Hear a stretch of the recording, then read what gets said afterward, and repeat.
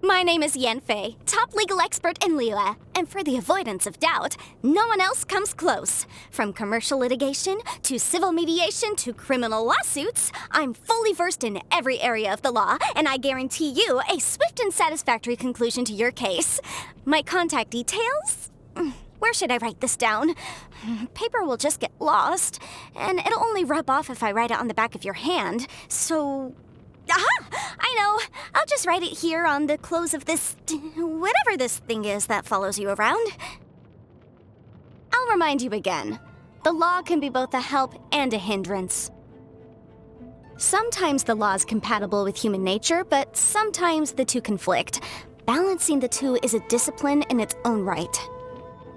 The case before us is a strange and unprecedented one indeed. Rain! Oh, Lord of Geo, please do us a favor and clear this up at your earliest convenience. I submit that we cannot afford for the codices to get damp.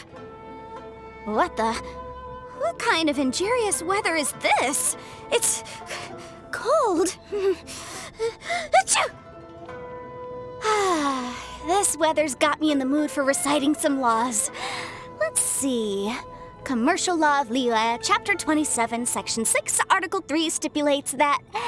Wait, what was it?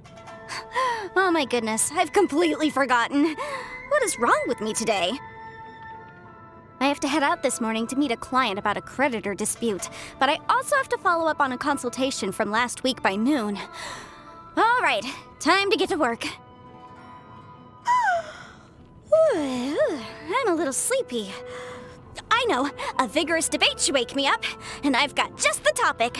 The Northland Bank's presence in Liyue does more harm than good for our economy. So, are you for or against? The night market? I was planning on organizing some files this evening, but if you're going, I can join you. Oh, I should mention, lots of vendors go for the hard sell in the evenings because they want to be able to start with fresh produce the next day, but also don't want to lose profit on what they have left today. So, leave the negotiating to me, and if you have any leftovers, those can be my fee. Need a cure for insomnia? Let me read you the history of the development of Liyue's legal system. None of my friends have ever lasted longer than 20 minutes. Oh, you want something more fast-acting?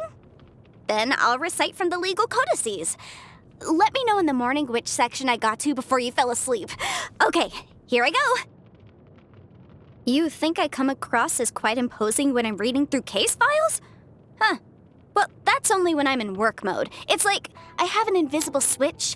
Flick it one way and I'm in normal mode. Flick it the other way and I switch to work mode. Surely you must have a switch like that too. Civil cases are the ones I dread the most. Divorces, custody disputes. It's a thankless task trying to unpack these kinds of cases with logic and reason. You have to be kind, courteous, and patient with your clients, even though half the time they are completely incapable of participating in a constructive discussion. I know I advertise myself as being fully versed in every area of the law, but honestly, if it were up to me, I'd rather everyone could just get along so we wouldn't have so many of these cases. You want legal advice from me? Sure. For legal opinions, I charge a flat rate of 6,000 mora. For advisory services, my hourly rate is 180,000 mora. And for commercial law, I charge 710,000 mora per case. Final quote and commission rate depending on the details of your case. Not a bad deal, right? If you're concerned about what kind of complicated issues you might get tied up in during your travels, your best bet is to bring someone with you who knows and understands the law. Someone like me, for example, whose expertise goes beyond just the law of Liyue. Well, actually, having said that, Fontaine's law is notoriously complicated. Though, with my level of intelligence, getting acquainted with it should be no problem. Anyway, my point is, you can always rely on me. Visions appear in response to strong desire. So as someone with ideals, it's only natural that I should have received one. Because above all, I wish for all people to live honest lives and abide by the law. But some people will always insist on playing by their own rules and causing havoc for everyone else. Those people can expect to be prosecuted so hard, they won't know what hit them. This steelyard balance was a gift from my father. It weighs objects to determine their value. I usually use Mora for the weight, but it can only give the original price. For example, 1,000 years ago, Liyue was covered in glaze lilies, and they weren't worth anything in monetary terms. Then, when they suddenly declined a number, the price shot up in response, but the value shown by the steel yard wasn't updated. It still shows them as their original value. In other words, dirt cheap. So, most of the time, this isn't a very useful tool for work purposes. Huh? You want to try weighing something? How about we could weigh your little friend here? Will that do? I have a self-defense method that I call Wrath of the Flame, based on a punishment called the Wrath of the Rock, which is detailed in the ancient work, The Comprehensive Compendium of Liyue Law. The Lord of Geo is the god of contracts, and contracts, too, can be seen as a way of restraining people. Ergo, Liyue Harbor has been the city of contracts since time immemorial. The Historia Naturalis Liyue has an entry about a waterborne plant called the horsetail. It claims that the horsetail is a medicinal herb that stands alone on the banks of Dihua Marsh. Its color is that of the clouds at sunset. Apparently, if you grind it into a powder and mix it into your ink, it makes your writing water-resistant. But it's a shame. I've been to Dihua Marsh at least 100 times, and each time I end up with baskets and baskets of the common purple variety, but not a single one of the kind that the book describes. I heard that little herb gatherer has written out a whole set of behavioral rules for herself. She may be small, but boy, has she got her head screwed on. She's definitely destined for greatness. The young of today shall outperform us tomorrow, as they say. I must admit, she has my respect. Ganyu is kind and thoughtful. It's just a shame she's so busy all the time.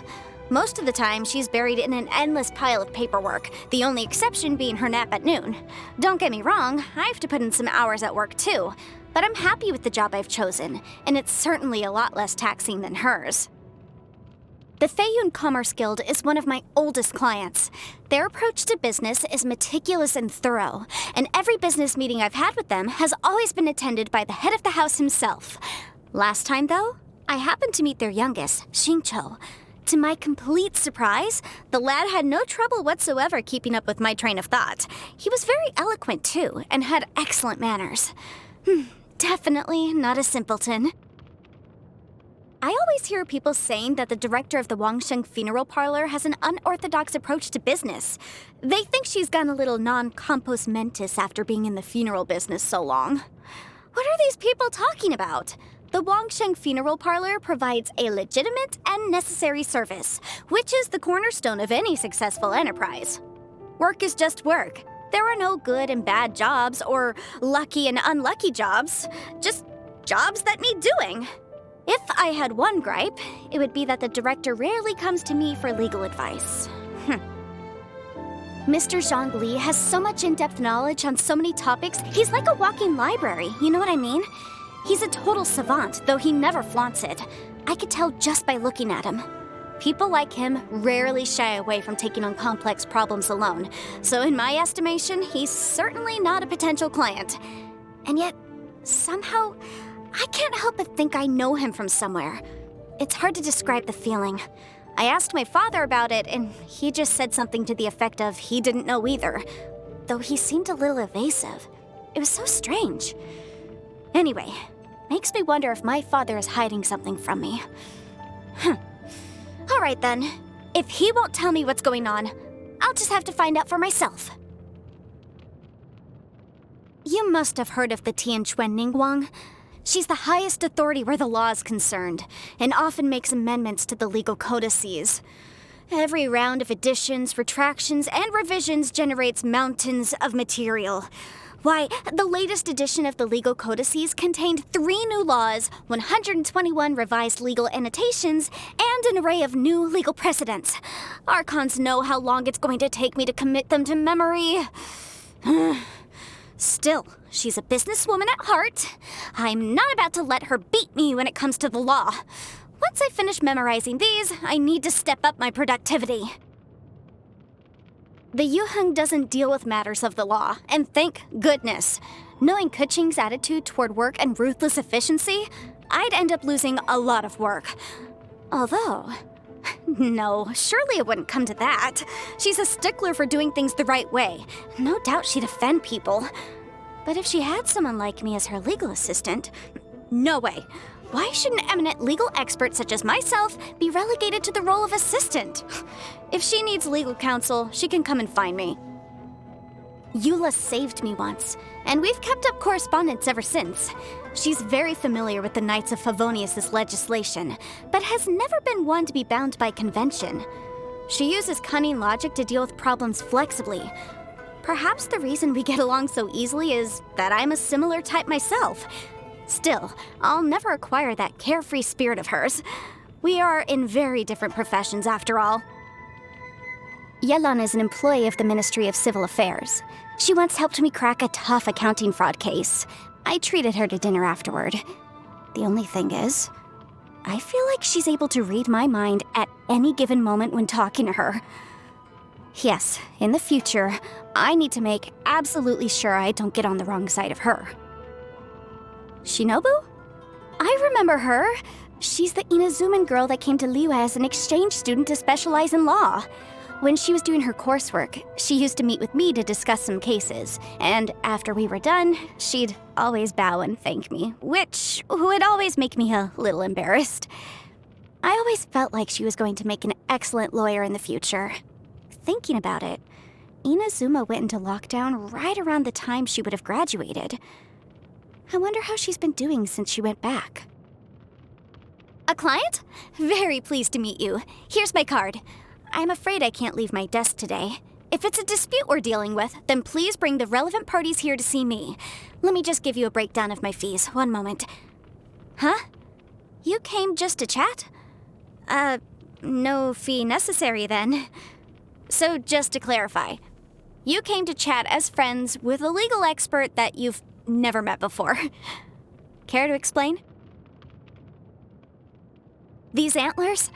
Oh, well, my father is an Adeptus, so I have Adeptus blood myself. Still, I was born during peacetime here in Liyue. I never signed a contract with Rex Lapis. Naturally, I don't have to concern myself with Adeptal affairs. I'm free to focus on the life I want to live. Works for me. Contracts of that magnitude, lifelong commitments? I've only ever signed one with my father. It's about living happily, I suppose. That's the kind of person he is. I'm proud of him for that. If he'd wanted me to sign a different contract, say, one about working myself into the ground, or stepping on others to achieve success, I would have ran away by now.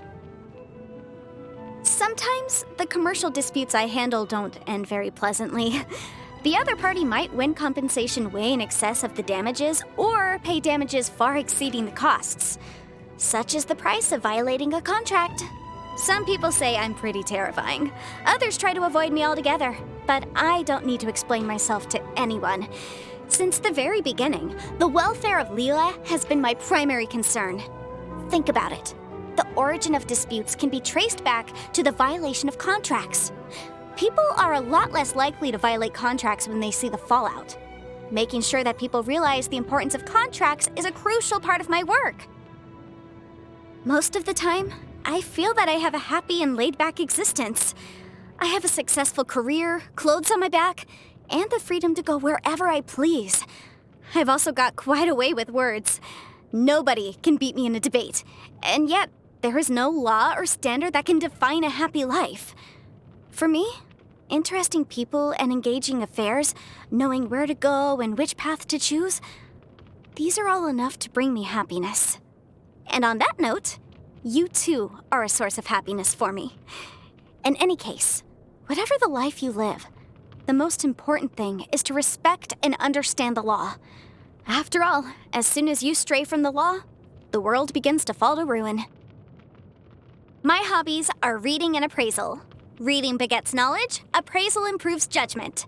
As such, I read everything and appraise anything. If you don't believe me, bring something over sometime. If there's a market for it, my estimate won't be far off. Take this stone, for example. Must be, 600 mora. My friends from the communications office often get me to go fishing with them. They say it's to exchange angling tips, but deep down, everyone's keen to show off. I've gotten the better of everyone 100 different ways, but they continue to scrutinize my business. After so much success, it's gotten a little embarrassing. So every time, I end up taking advantage of my ingenious acting skills to make myself seem humble, you know? What's with the face? Are you doubting me? Oh, on that note, let me recommend my one true love, tofu. Tofu all the way. Light in flavor, tender in texture, not to mention smooth and nourishing. It goes well with all manner of soups and dishes, and more importantly, it's available throughout the seasons. Beauty over complexity. Tofu dishes are my kind of flavor.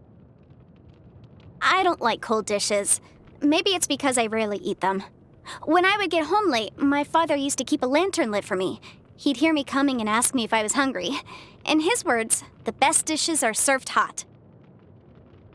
Tastes pretty great.